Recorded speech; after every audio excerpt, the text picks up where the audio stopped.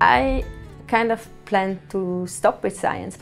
But someone from my university where I did the master, she had this oceanography project with the hydrothermal vents in the Norwegian Greenland Sea.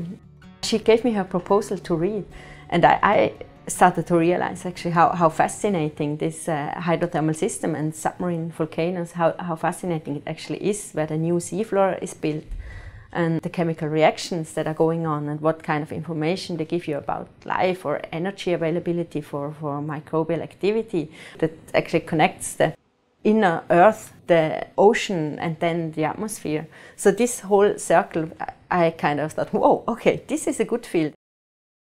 Helium is the very first thing we actually sample when the CTD is coming back on deck.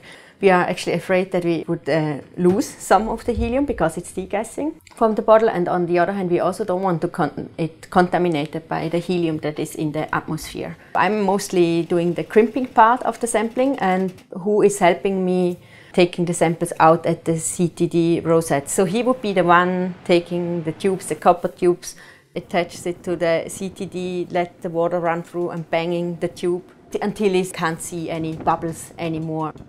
I look at the isotopes of helium, so I look at a certain type of helium, and this type is not formed anywhere on Earth anymore, but it is present since the formation of Earth.